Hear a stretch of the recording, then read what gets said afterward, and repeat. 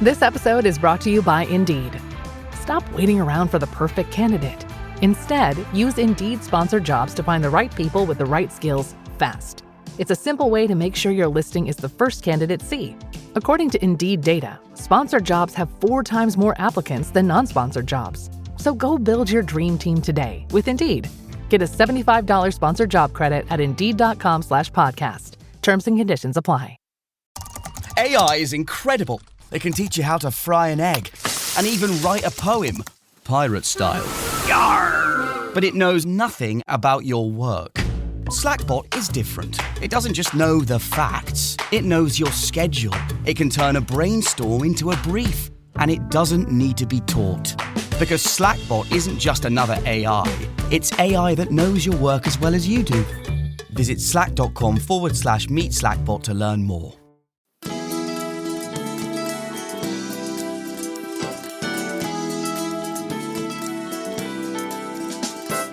Hi, this is Dr. Willie Jolley, and I want to welcome you to the new and improved Willie Jolley Wealthy Ways podcast. After many years of interviewing the best and brightest thought leaders around the world on my SiriusXM show, I am excited to now have those interviews available to people around the globe on this podcast. So many people would write us and say, I love what I've been hearing about your interviews with these great people. Where can I access them? I live in this country or that country, or I don't have access to that technology. How can I get the information? Well, I'm so excited now that we are able to offer the information and the interviews free on this podcast. So we want you to sit back and enjoy this message and let me know how you like them. And then do me a favor. If you like them, send a review. Write a review and post it. And if you like it, hit like on here and share it. And tell everybody you know about it. And then subscribe to this podcast so you'll get the alerts when we post a new interview episode. Thank you for listening and enjoy the Willie Jolley Wealthy Ways podcast.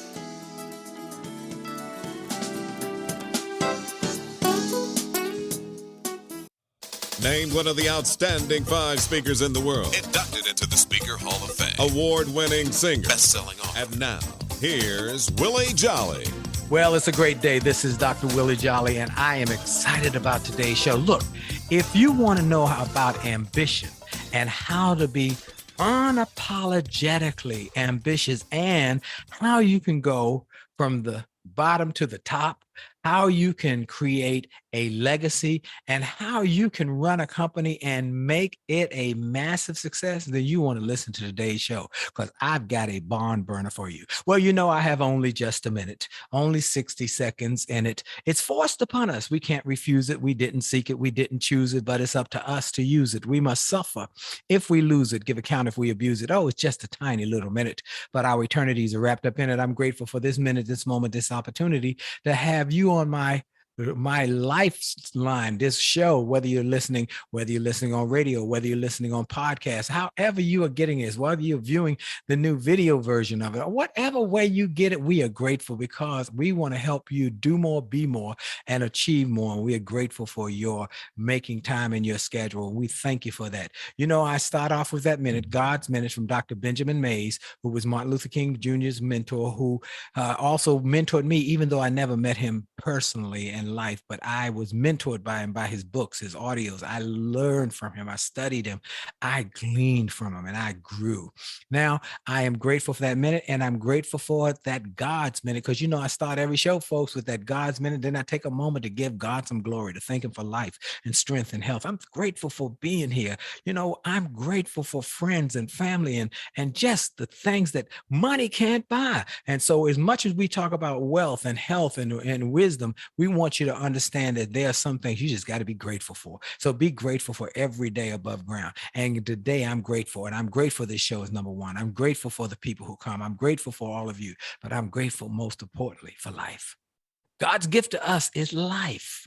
Our gift to God is what we do with our lives. And I say you must do something extraordinary because you can. So I thank God for life and strength and health, and I'm grateful for that. Then I want to thank our sponsor, Truist Bank. And I want to tell you, Truist Bank is committed to helping communities to grow all over this country. They are committed to helping you grow your financial security, your legacy, your literacy. So we want you to go and check out Truist Bank because they have a new podcast that's called Money and Mindset. It's a show to help you get financially literate. It's free. Go to Truist.com, Truist.com. Look up Money and Mindset. Or if you want podcasts, you can get it on any of your podcast applications. And you can look up the Money and Mindset show with Bright and Brian by Truist. Let me tell you, when you start with care, you build a different kind of bank, Truist Bank. So I'm grateful for all of our guests and our friends and all of our blessings that we have and all the things that we have been given. Now, let me tell you about my guests. I told you, Unapologetically Ambitious. That's the name of the book. It's become a bestseller. It's awesome. Let me tell you, it is an awesome book. I am telling you from firsthand experience, it was a blessing for me to read this book and say, wow, wow, wow. It just is an incredible, incredible, incredible asset to so many people, including moi. Now, let me tell you about this wonderful author of this book. Her name is Shellye Archambeau. Shellye Archambeau is an experienced CEO, board director with a track record of accomplishment, building brands, high-performance teams, organizations with over 30 years of experience in technology, leading organizations. She has been a frequent expert on CNBC, CNN, and now on the Willie Jolley Wealthy Ways show. She is also someone who has made exceptional success stories in her life. She has done this through her mindset. Her first book was co-authored Marketing That Works, How Entrepreneurial Marketing Can Add Sustainable Profits to Any Size Company. But her new book, Unapologetically Ambitious, recounts how she overcame the challenges she faced as a young Black woman, a wife, a mother, and managing her personal and her professional responsibilities while climbing the ranks of IBM and subsequently going on to become a CEO of a major tech company in Silicon Valley. Well, she has gone on to do great things. She turned that company around, built it into a powerhouse, and now she has been named one of the most influential African Americans in IT by Business Insider. She is ranked one of the 100 most influential business leaders in America by Newsmax. And the same year received the NCWIT Simmons Innovator Award from the National Center for Women in Information Technology. This lady is a mover shaker, a groundbreaker, and a ceiling glass breaker. My friend, Shellye Archambeau. It's such a beautiful name. Shellye, did I say it correctly? You did really well, Dr. Willie. Archambeau. Archambeau, that's right. Archambeau. Shellye Archambeau. It's like you got to do it like this when you say it. You got to put your hands in the air and move them. Archambeau. Well, I gave him the thumbnail sketch of who you are, where you came from. Please tell them the rest of the story and fill in the blanks of where you came from and your background, please. Oh, certainly. So, Willie, I always have to start with I'm the oldest of four. My parents were crazy. They had four children in less than 5 years. Wow. Right. Wow. My father didn't have a college degree. And so every time an opportunity came up, he took it, right, to improve his lot, support this family. So we moved around a lot. I lived in 7 states before I was in high school. Wow. Right. So I was always that new kid, if you will, on the block, new kid in the class. And because I was the oldest, I was the first one to break in. And some of those places we moved, this is now the, 60, mid-late 60s, early 70s. Some of the places we moved were not very diverse. My parents they tried to buy homes in places where they had the best public schools, right? And as a result, with all the stuff going on with civil rights, just as many people were out there that didn't think there should be civil rights as there were people who did think there should be civil rights. Right. And as a little Black girl showing up in environments in which there weren't other Black folks, I got the brunt of that. So I got bullied and beat up and just not treated very well as a kid. So I learned early in life that the odds just weren't in my favor. So if I wanted to achieve anything or do anything, I was going to have to figure out how to improve my odds. You come home, Dr. Willie, things happen to you as a kid, and you say, Mom, this happened and it's not fair. My mom would say, you're right, Shelley, life's not fair. Right. Like, what? Life's supposed to be fair. I mean, right? You get a turn, I get a turn. You get a lollipop, I get a lollipop. It's supposed to be fair. No, my parents are very clear. Life is not fair, but that doesn't mean it's impossible. It just means you have to figure out what you're going to do about it and be intentional. So I've lived my whole life with that view. Be intentional. Folks, that's a powerful tip right there. How important it is to be intentional. Now, when you read the book, you'll see how her parents influence her intentional thinking, but also you had an experience with a career counselor in high school that had a powerful impact on your life, which is different from our friend Daphne Jones, her career counselor told her that you should become a secretary. Your career counselor told you to think about what you wanted to do. And you said, I had no idea what I wanted to do. I just knew it was all about college because my school, my home, it was all about education. So I knew I was going to college.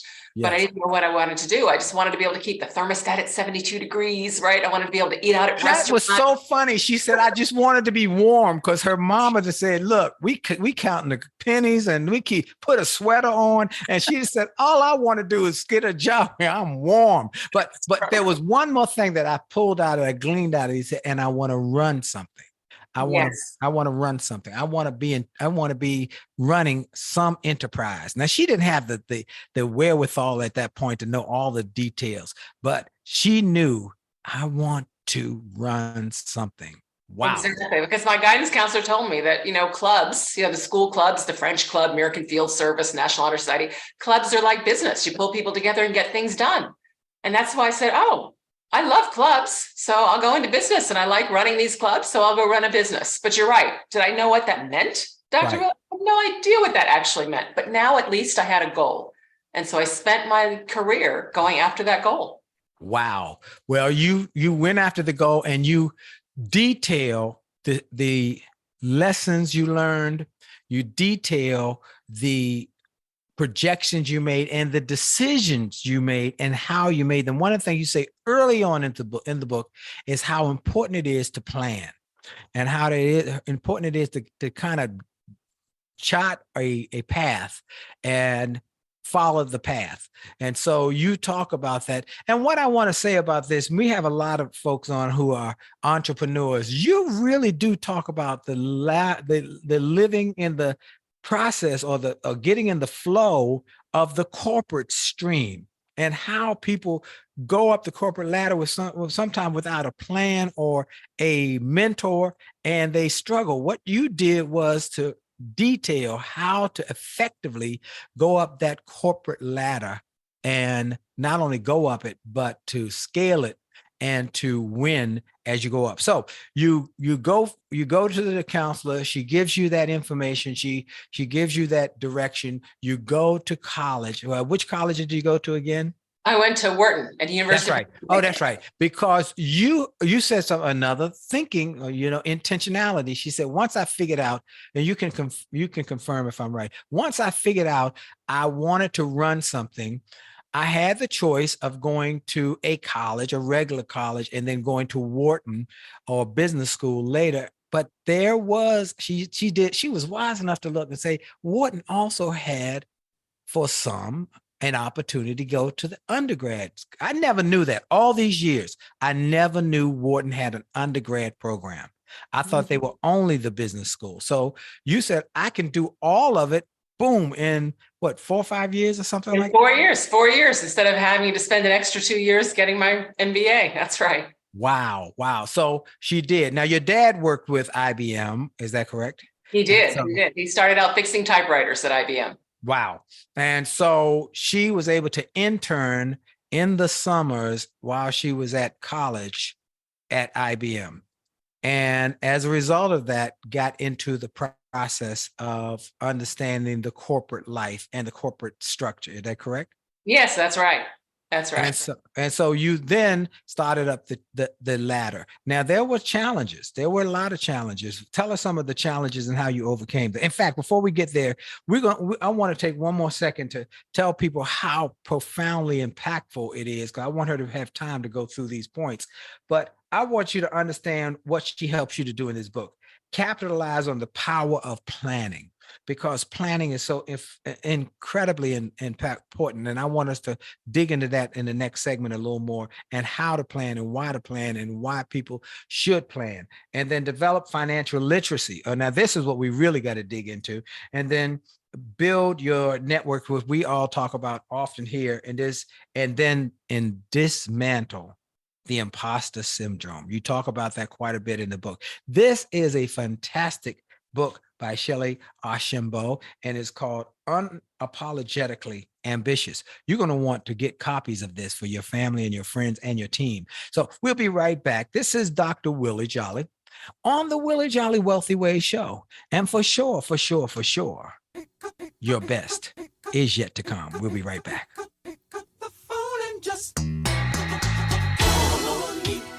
Friendship is not about being convenient. It's about being committed and consistent.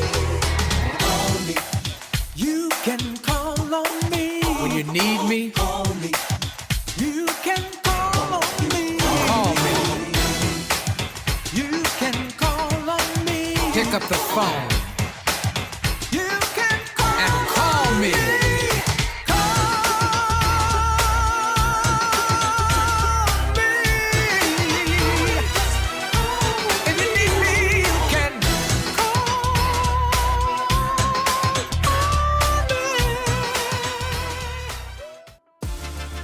Are you ready to revolutionize your relationship with money? I'm Brian Ford, a financial wellness expert. And I'm Bright Dixon, an expert in positive psychology. Together, we host Money and Mindset with Bright and Brian, a podcast from Truist Bank that's all about exploring the relationship between your money, your mindset, and your well-being.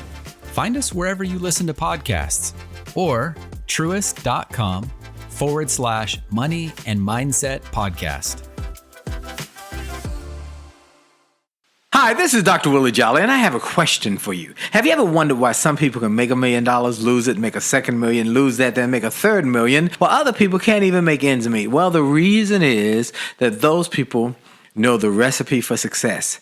And that recipe is available to everyone if you will do what they did. They made a habit of getting positive, motivational resources of great thinkers and great learners. And I want to offer those same kind of resources to you. We've developed a free page on my website.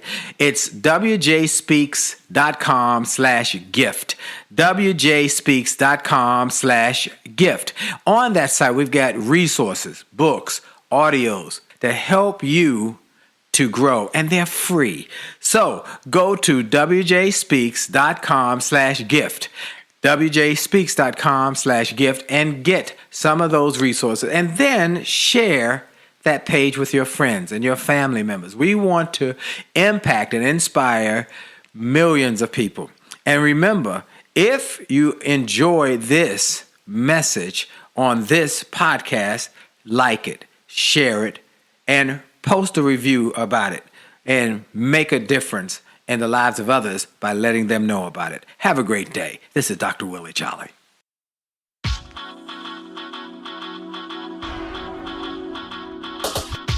to the D to the T to the I to the T to the U to the D to the E. A to the D to the T to the I to the T to the U to the D to the E. It's about your attitude. It's about your attitude. It's about your attitude. It's all about your attitude. It's about your attitude. It's about your attitude. It's about your attitude. It's all about your attitude. It's about your attitude. And we're back. This is Dr. Willie Jolley on the Willie Jolley Wealthy Ways Show and podcast, wherever you're listening to it, whether on the radio or on the podcast. I'm so grateful for you. And I ask you to do me a favor. Tell other people about it.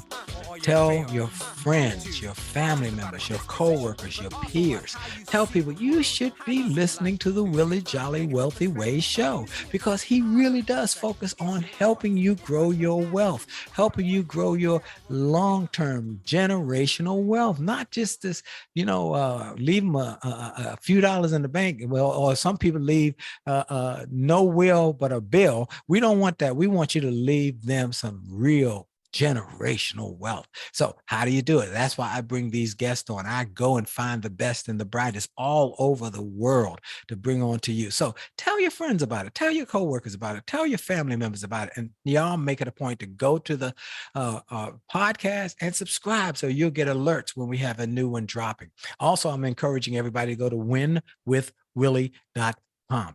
winwithwillie.com. That's our big site where we have all our minor or other sites. We have my faith-based site. We have our youth motivation site. We have our marriage site. We have our music site. We have our corporate site. We have our personal development site.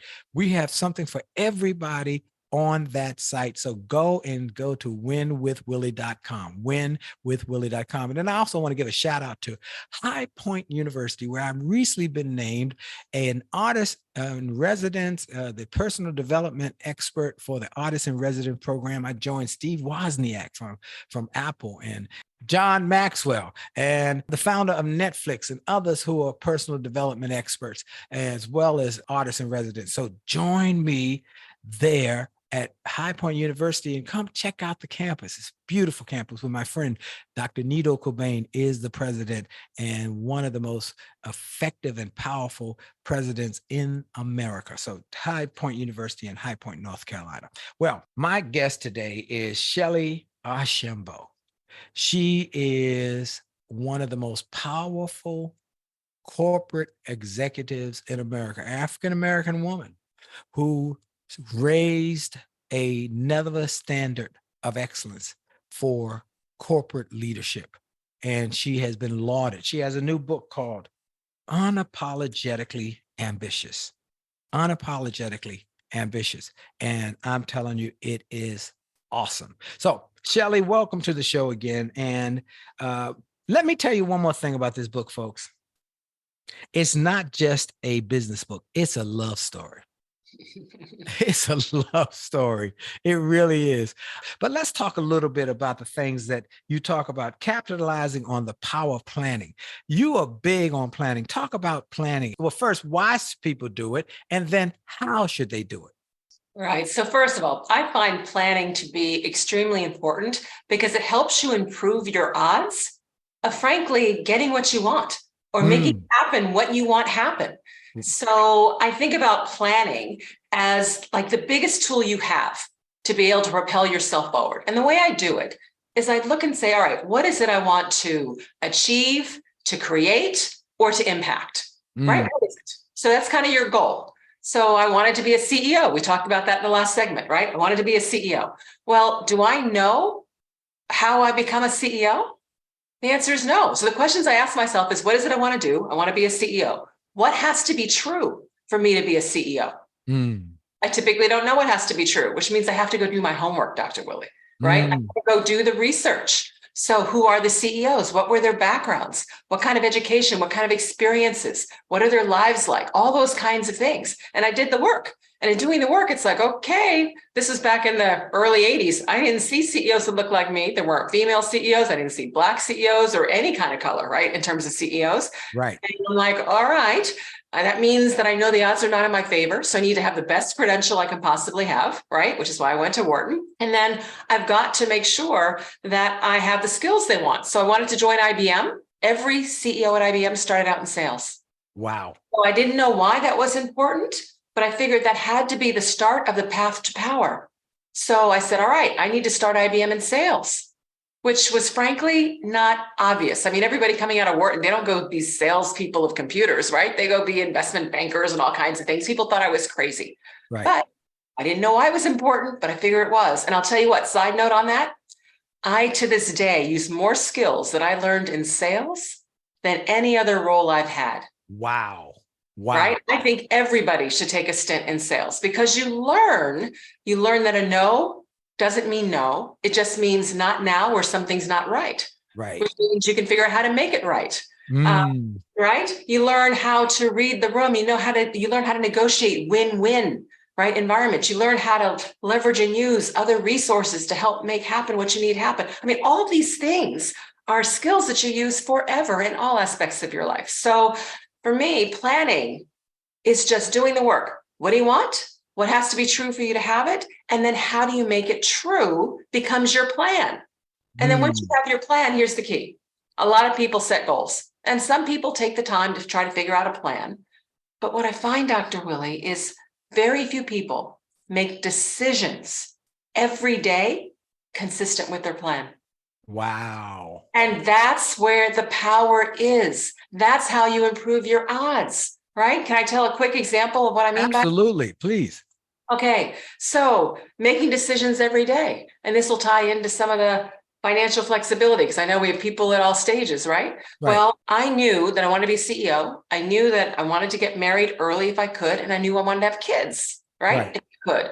So when I finally met my husband and we're starting to talk about marriage and we decided to get engaged, first thing we did on my impetus was we created a budget, right? We weren't even married yet.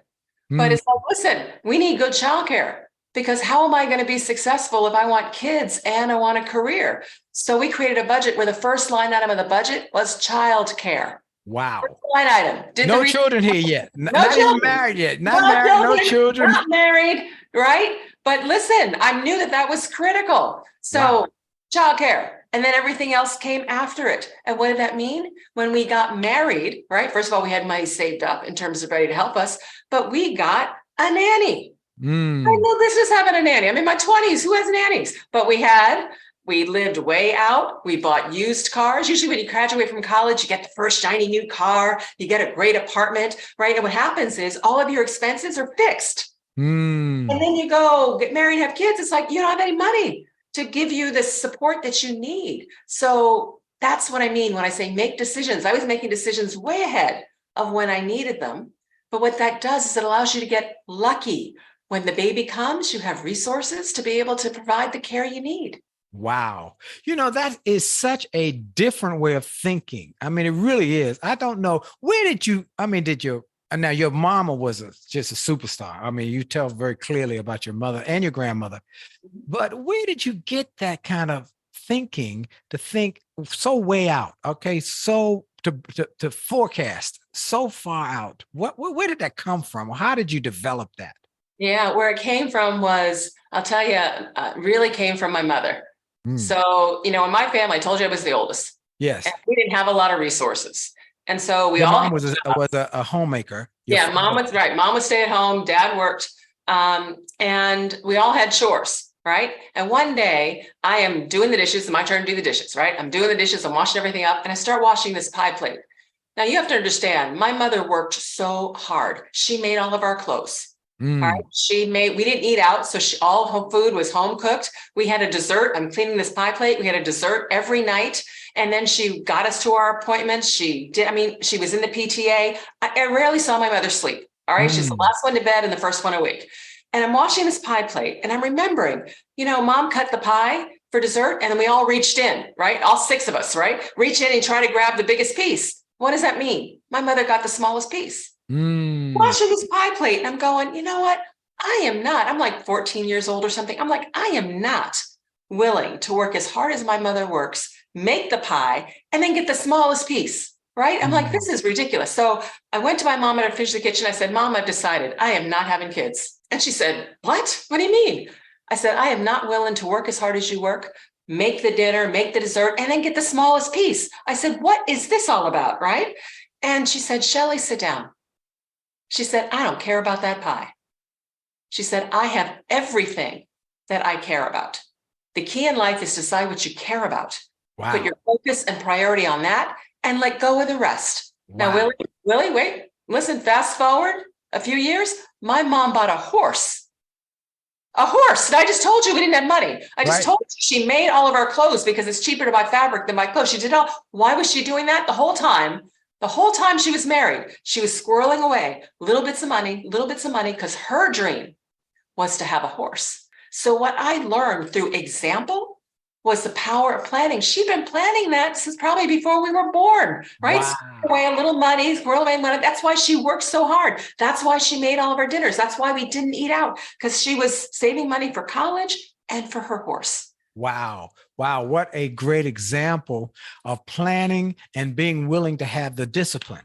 Right. It's all about trade-offs. And I use the word discipline specifically. I have a new book coming out called Rich is Good, Wealthy is Better. And in the book, I talk about the fact that if you're going to have success in any area of your life, it's going to take discipline. It's going to have to take discipline to have financial wealth generation. You're going to have discipline to have good health and not eat everything you want or drink everything you want. It's going to take discipline to not say everything you want and create great relationships and not say everything you think. It's going to take discipline for you to have a great reputation in the marketplace because you are willing to be able to consistently not always get your way, but to do what takes the winning mindset. And finally, discipline to have intellectual capital that you're willing to do the work, to read the books, to do the study, just like you were willing to go to Wharton, you were willing to intern because it takes discipline.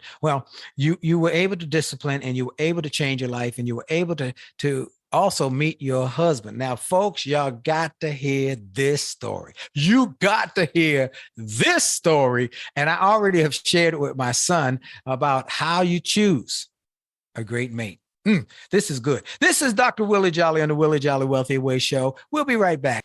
Hi, this is Dr. Willie Jolley, and I got an email from a gentleman in Australia who shared how he had been struggling in his business, and he bought some of my books and audios, and how it had a profound impact on his business, and he went from worst to first in his company. I shared with him how much I appreciated his note, but I told him those books, those audios, those videos were not just something that I just thought up one day and started to write.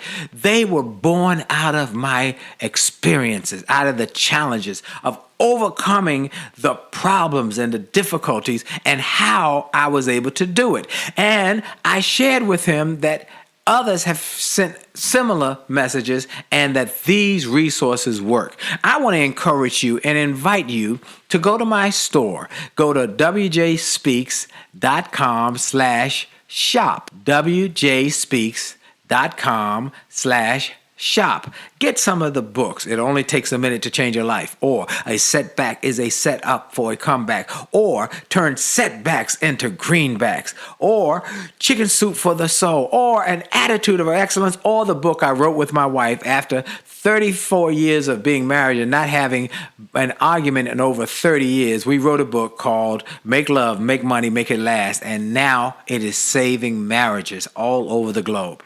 Go to the store, get some of the audios, the videos, the books, the resources to help you have greater personal and professional success. This is Dr. Willie Jolley. Make this a great day on purpose. And we're back. This is Dr. Willie Jolley on the Willie Jolley Wealthy Ways show and podcast around the world. We are grateful for all of you, and we're grateful for our sponsor partner, Truist Bank. Truist believes that better lives and communities begin with care. That includes caring a lot about the well-being of their clients. Let me tell you what that means. Truist is really interested in improving the connection between your finances and your personal well-being. So they have launched a great resource called Money and Mindset. It's an online resource that helps you build financial confidence and literacy with a healthier mindset about the money. I've spent time with Money and Mindset. I was a guest on that show, and it's the real deal. One good takeaway I found that when you're on top of your finances, you can enjoy benefits beyond reaching goals. Think about reducing overall stress or feeling greater reassurance, knowing that you're better prepared for a financial challenge should it come your way. There's also a podcast for those of you who love the podcast mindset. So look at it and go check it out at truist.com. Check it out on your podcast, Money and Mindset with Bright and Brian, brought to you by Truist, Truist. When you start with care,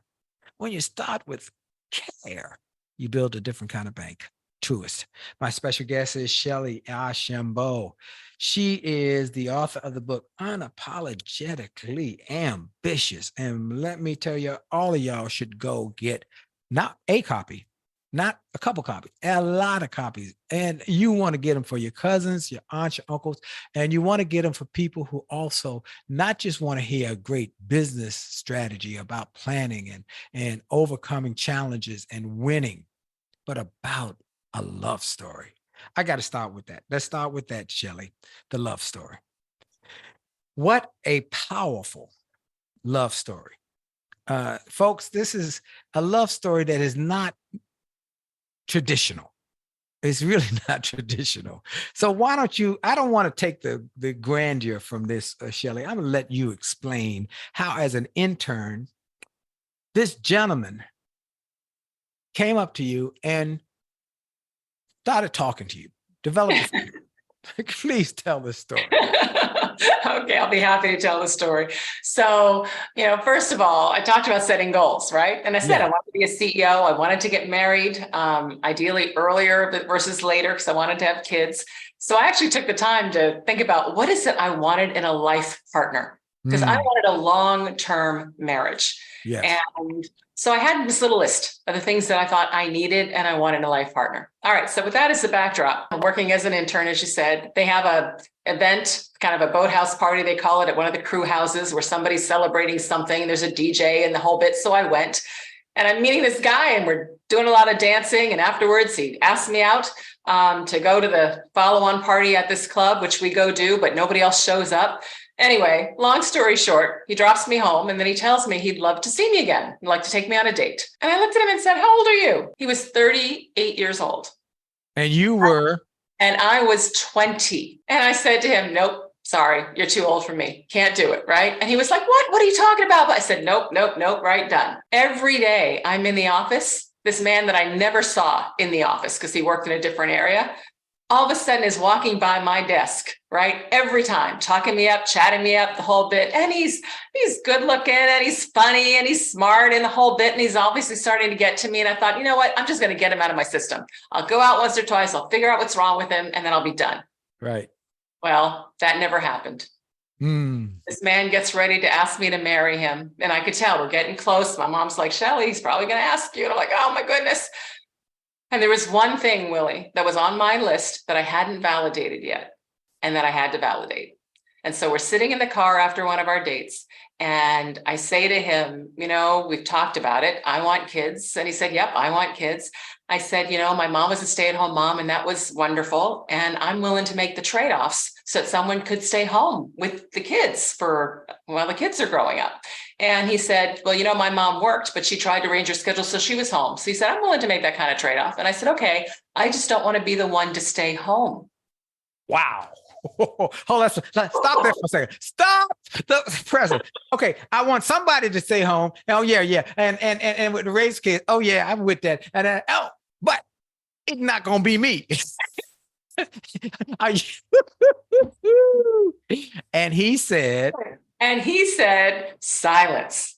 He's thinking. And I didn't say a word. I'm just sitting there waiting, fingers crossed. And he says, Shellye, I worked my whole life. I've been working since I was 12 years old. He said, I like to work, but I could do that for you. Wow. And he did. And he asked me to marry him about 2 weeks later. And sure enough, at first when we had kids, he was working and the kids went to, they were little. They went to little infant care. We used nannies initially. And then once they started school, that's when he started staying home. Wow. So yes, he absolutely did do that. We were partners. We treated, my career wasn't my career. It was like our career. Well, we were working towards something together. Throughout the book, she talks about something we've talked about here on the show often, the importance of having cheerleaders. The home team wins because the cheerleaders are cheering you on, are saying, you can do it, go, be aggressive, go after it. And that's what he became, her partner, her confidant, her cheerleader, her advisor. And it was a tremendous asset to not only her success as a business leader, but as a corporate executive. And so his name was Scotty. And so, folks, I'll just give you the end of the story. They had a tremendous marriage. I think almost 35 years. That's right. And he was, well, they moved. She went to Japan. She commuted from California to Dallas, I believe it was. Yep. And he took care of the kids. And so they had a great marriage. But life happened. And he was diagnosed with an incurable blood cancer. And he fought, and y'all fought, and fought a good fight. And the book is so profound how she ends the book. He's still alive, but then she adds the rest of the story, one more chapter at the end of the book, and said he passed. And it was tough. It was challenging, but her memories and her gratitude overtook her grief. I like to tell people, my background, folks who don't know, is I have a doctorate in theology. So I'm not a preacher, but I am a person of great faith. And I tell people when someone passes, and including someone close to me, I just eulogized recently at one of my dear friends. I said, when I got the call, I had to make a decision. I had to decide, am I going to curse because a rose bush has thorns? Or am I going to celebrate because the thorn bush has roses? Am I going to curse because they're gone, or celebrate because they came my way? And when I shift my thinking, I reframe my attitude. I am grateful, and I change my attitude. I say, thank you, God, for bringing them in my life. So that's what you did. And you talked about it so wonderfully in the book, Shelley. I just had to applaud that because my wife and I have a popular marriage book, Make Love, Make Money, Make It Last, that we've been married going on 40 years, haven't had an argument in 35 years. And we tell people that it's possible. But that was such a powerful story. I want to encourage every woman in corporate America to get this book. Every woman in corporate America needs to read this book because it gives you a framework how to make sure you make a wise choice and you separate the prospects from the suspects. Come on, somebody. Okay. All right. So that's great love story, folks. Now let's talk about the imposter syndrome, Shelley, the imposter syndrome, because you talk about that and we hear that kind of over and over, but tell us what it is and how to overcome it. Absolutely. Well, I can tell you what it is and I can tell you how to deal with it. Okay. I don't know if I can tell you how to overcome it because frankly, I still suffer from it from time to time. I've had my whole life, which is ridiculous.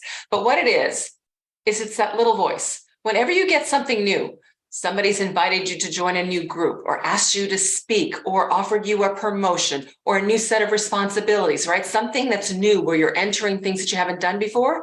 And all of a sudden that little voice starts creeping up into your head that says, wait till they figure out that you're not as smart as they think you are. Wait till they learn that you don't know everything that they think you know. Wait till they find out. It's this voice that tells you that, maybe you're not good enough. Maybe you're not ready. Maybe you're going to fail. It's that voice that reminds you of all the fears and insecurities and everything else you have. It's that voice. Yes. And when that voice comes into your head, it is loud and it wants to stop you, right, from doing anything. Because you're thinking, oh my God, I can't do this. I can't do this. That's that voice, right? That's that voice. And what I'll tell you is in doing the research, it turns out that just about everyone suffers from imposter syndrome, from hearing this voice at some point or other, right? Women more so than men. And frankly, women of color the most. Wow. All right. Now, I think it's because we live in a very judgmental world, but regardless of why it's the case, the fact that everybody just about feels it at some point or other says it's not you, right? Yes. It's kind of in the air. If everybody suffers from it, it's kind of in the air. It's like TV. And what happens when you watch something that's scary? You turn the thing off, right? Voice, the first thing you try to do is turn it off. It's not real. You're hearing it, right? But everybody hears it. It's not you, right? Turn that thing off. And if that doesn't work, then remind yourself you would only be invited into the group, asked to speak, offered the promotion, given the additional responsibilities, if somebody else thought that you could do it and that you have the capability. So if you believe in yourself, believe them when they offer it to you, right? Yes. Now, if that doesn't work, then fake it. Fake the confidence, right? Just fake the confidence. Because here's the thing, if you think about it, you always figure out how to get it done. Amen. always figure out how to deal with it. Eventually, you figure it out. So give yourself the benefit of the doubt. Say, all right, I don't know exactly, but I'm going to figure it out because I always have, right? So shoulders back, right? Head up, walk in with confidence until you know what you're doing, because eventually you figure it out. Now, if that doesn't work, you're still not able to move forward, then it's the cheerleaders. Then it's reaching out to people who will remind you of all that you can do, who will shore you up, who will give you that support so that you can keep moving forward. Because whatever you do, right, don't let it stop you. Just keep moving forward. I love that. I love it. In my speeches, I tell a story about when I did not think I was good enough as a speaker, and I was being lauded as one of the top speakers, but I didn't believe it. I wasn't confident. And there was a photographer who wanted to put me in a picture with Zig Ziglar and Les Brown and said, you three are the greatest speakers I've ever heard. I said, what? I don't belong in that picture. Those are the great ones. Les Brown, Zig Ziglar. He said, get in the picture. I said, no, get in the picture. No, get in the picture. He kept pushing me to get in the picture. I got in the picture. He took the picture. It's gone to become the three great motivators picture. But what I learned 20 years later, I realized that if he hadn't pushed me to that, I would not have been asked to replace Ziegler when he passed away on the Get Motivated tour. And I learned that this secret is true. Sometimes you got to go on somebody else's belief in you till yours kicks in. Till yours kicks in. We're going to take a quick break. We're going to come back with Shellye Archambeau. And we got more because she's going to talk about financial literacy and how you can become wealthy, because that's what we want you to become, generational wealth. And you're going to learn that from this interview. This is Dr. Willie Jolley on the Willie Jolley Wealthy Way Show. And for sure, your best is still yet to come. We'll be right back.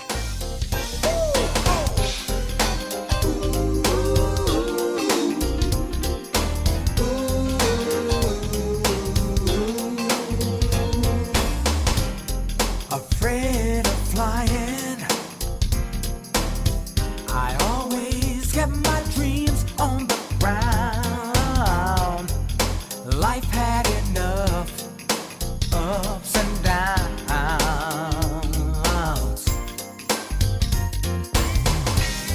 but Lord, since I met you,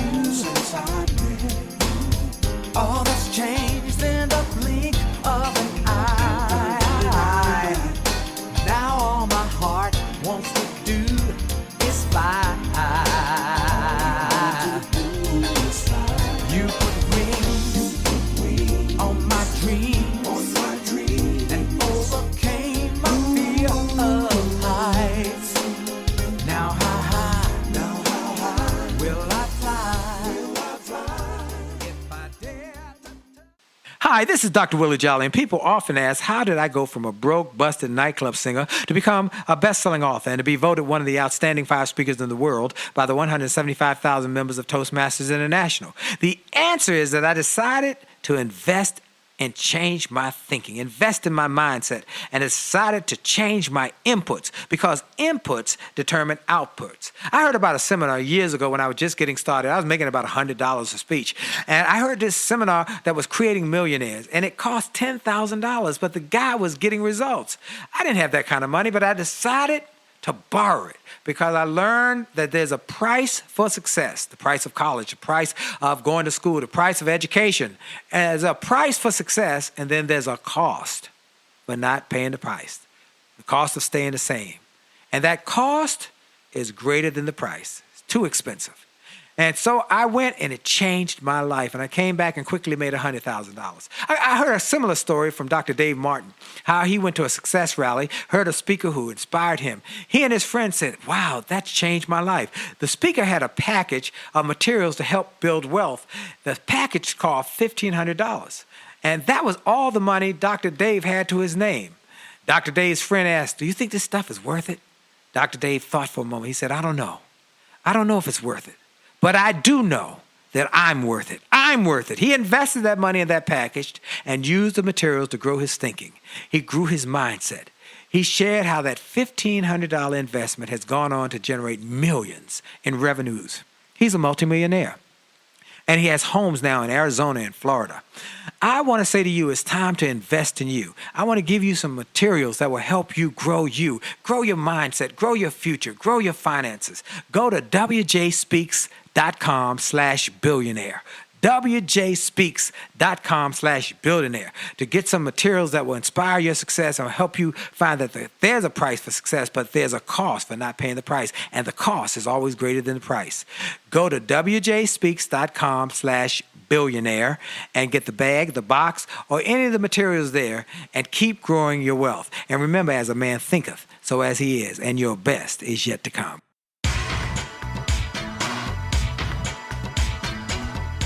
And we're back. This is Dr. Willie Jolley on the Willie Jolley Wealthy Ways Show and Podcast with my special guest, Shellye Archambeau, the author of the brand new, incredible book, Unapologetically Ambitious, Take Risk, Break Barriers, and Create Success on Your Own Terms. And it includes a bonus personal planning guide. Where can they get the book? The good news is they can get it anywhere. They can get Barnes & Noble, Amazon.com, your local bookstore. So it's out there and easily available. Fantastic. And now you're a board director. You're on Verizon's board and other boards. You're also a in-demand speaker to come and speak for organizations.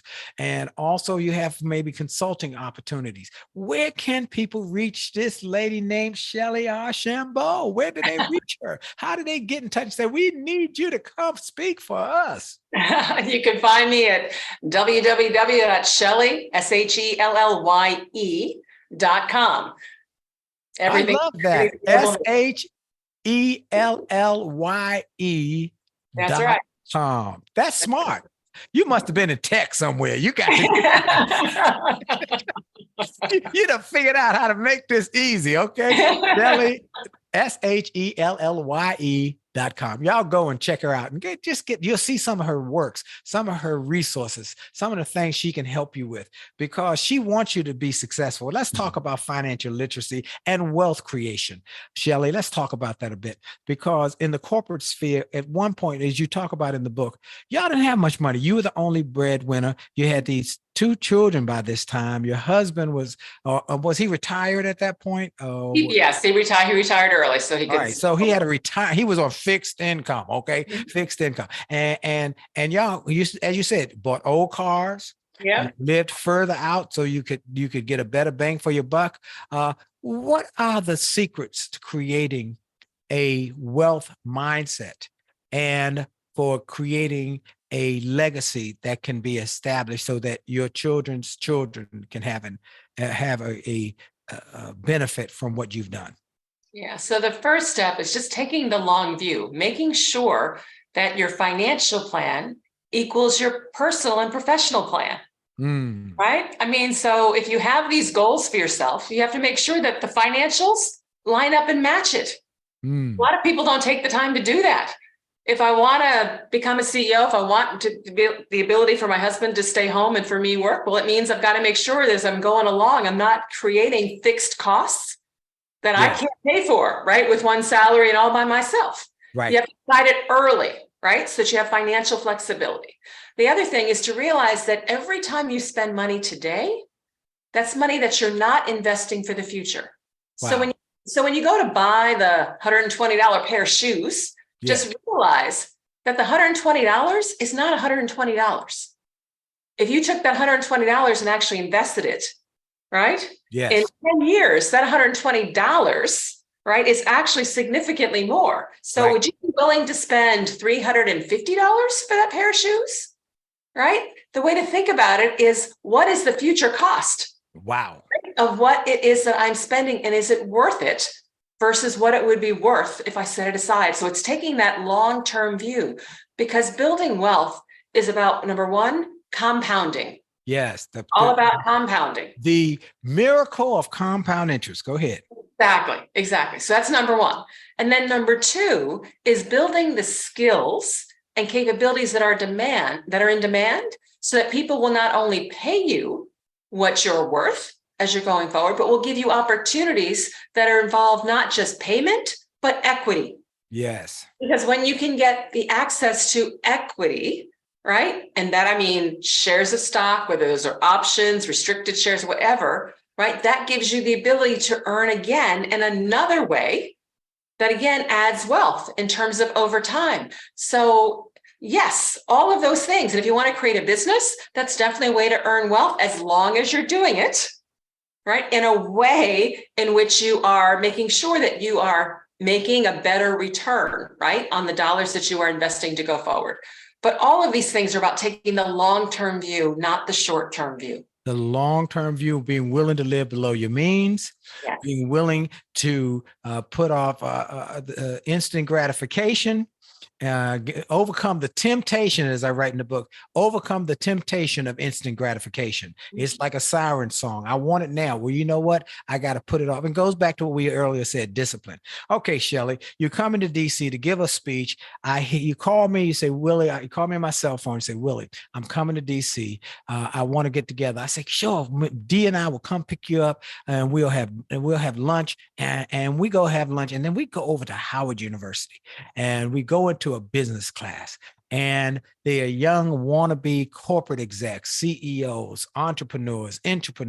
They're sitting in there gleaming, waiting for your words of wisdom. Tell them a couple. You got us. You got it. If you're going to be a success in business and in life, here's some things you got to do. Okay. Number one, own your career. Woo! Own your career. You own it, not your boss, not your mentor, not your parents, not your friends. You do, right? You would never go out, save all your money for a fantastic trip, spend $1,000 or so for an airline ticket, right? Pack your bags, head to the airport, strap in that seatbelt, and then look at the pilot and say, so where are we going anyway? Right? Wow. You wouldn't do it. But we Right. do it with our careers all the time. Yes. We invest money in education, right? And training and the whole bit. We put our heads down, we work hard, and then we wait for somebody to tap us on the shoulder and say, oh, you can go do this now. Okay. You can go do that now. Okay. No, you own your career. Decide what skills, what experiences, what you want, and then go after that. Yes. I love that. Own your Number career. two, can I give you number two? People spend less time thinking about you than you think they do. Wow. So it's important that you make sure that people know what you actually do. You meet people all the time and you'll say, oh, what do you do? And somebody will say, oh, I'm the director of operations for XYZ company. Dr. Willie, do you have any idea what they actually do? No. No, you have no idea the skills, nothing, right? No. Right. You want to tell people what they do. 30 seconds. Oh, I'm the director of operations for XYZ. I'm responsible for our East Coast division, all the supply chain, all of our suppliers, the relationship, blah, blah, blah, blah, blah, right? Yes. Now, why do I do that? Because now in 30 seconds, you now know what my skills are. Yes. Here one day of an opportunity. We're looking for somebody who knows something about managing supply chain and building out regional, blah, blah, blah, blah, blah. And they'll say, oh, Shelley does that, right? Right. The way people know about you, know your skills, and therefore can offer you new opportunities is if they know what you actually are capable of doing. So don't introduce yourself by your title. Titles are meaningless. As much as you fight for them, they are meaningless outside of your division. Because even in a company, a title means different things. Wow. So make sure people know what you do. Wow. Own your career. Let people know what you do. And when I tell people is tell them the outcomes that you create, that you're the results, because you're about results, you're about outcomes. And so this is powerful, profound and powerful. Well, last question is, how do you now encourage young people in the corporate sphere to be excellent? What are the things that you say, here are what you should do? Through the book, I got it earmarked. I got so many things that I have just made notes of, like success begins with figuring out what you want, then making the choice how to get there. You notice I use the word choice a lot. You do. And then I also have in here, this was a second, why guess how to get from point A to point B when you can just ask somebody who's done it before? So you big on mentorship. I am big on mentorship, but I'm bigger on asking for help. Asking for help is a strength. Wow. It is not a weakness. Nobody does anything of significance in this world all by themselves. No one. So don't think you're going to be the first person on the planet to do it. Wow. Take help. I find if you ask people in the right way, most people are actually willing to be helpful. So use it. There's no reason to learn every single mistake, every single challenge, all by yourself, right? That's right. That's exactly right. And ask for help. Les Brown says it like this: asking for help does not make you weak. It helps to keep you strong. And that's Absolutely. exactly right. Absolutely Absolutely. agree. Well, you talk about sales. You've talked about that. You talk about taking risk. Be willing to take calculated risk. You talk about don't think about how to make yourself look good. Think about how you make everyone else's job easier. Work with people by helping them. Make it so that after 30 days, they're wondering how they ever managed without you. Ooh, this is so good. In my book, An Attitude of Excellence, I say you should make a point to look for, as Dr. Stephen Covey told me when I was backstage with him when we were speaking in Sydney, Australia.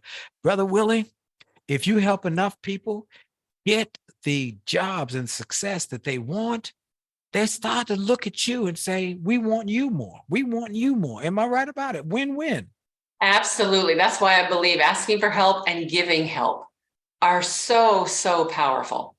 Wow. Wow. Shellye Archambeau. Folks, go to Shellye. Spell it one more time for me, Shellye. SHELLYE.com. This is one of the interviews that y'all going to want to listen to over and over again. You're going to want to share with your friends. Go get the book. It's called Unapologetically Ambitious. Get one for everybody you can who's going up the ladder. And if you want a great love story, you're going to want this book. This is a book that will change your life. And remember that I want you to support her, and I want you to support our sponsor, Truist Bank. They've been such good partners. Go to truist.com. Check out their Money and Mindset podcast with Bright and Brian, and also check out the other resources they have to help you grow your wealth and get you established financially. You'll be glad you did, because when you start with care, you build a different kind of bank.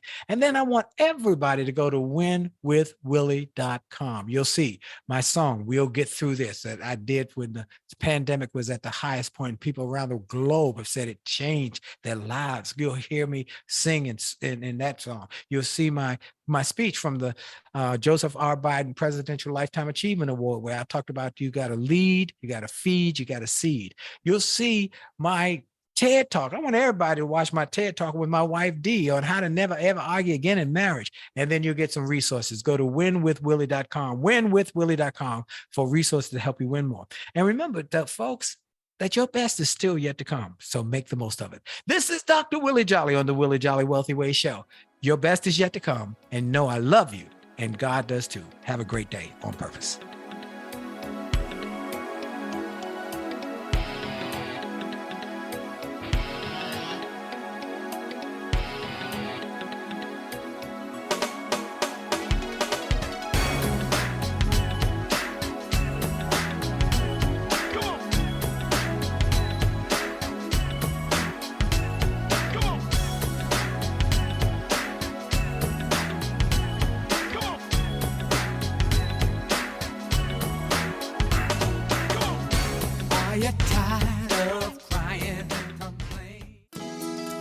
Well, I hope you enjoyed this podcast episode, and I hope you got something of great value. And I hope that you were inspired, you were motivated, you were empowered, and you were encouraged to live your best life. I hope this information and this inspiration will help you to do more, be more, and to achieve more. That's the goal why I started this program, and I hope it helped you in a mighty way. Now, I ask you to make sure and that you take full advantage of all the resources that came through this program.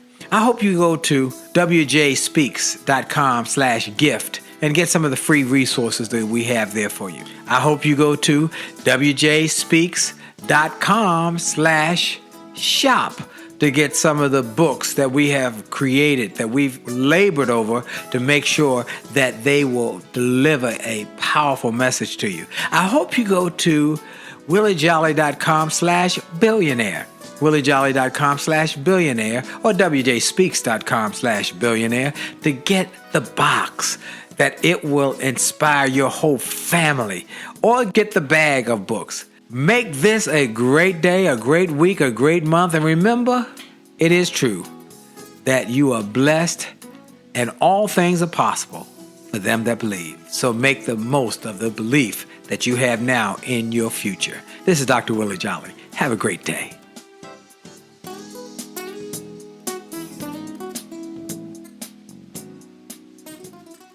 This podcast is a part of the C-Suite Radio Network.